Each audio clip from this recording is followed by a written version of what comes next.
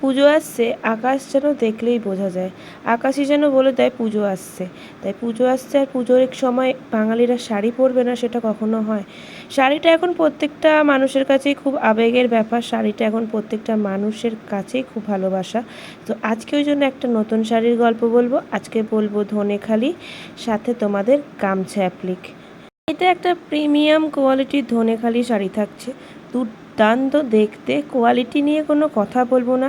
সাথে এই মাঝখানে জবা ফুল অ্যাপ্লিক করা গামছা দিয়ে এটা একটা অস্বাভাবিক সুন্দর লুক ক্রিয়েট করেছে। এতটাই সুন্দর, এটা দেখতে সামনে থেকে যে দেখলেই পছন্দ হয়ে যাবে।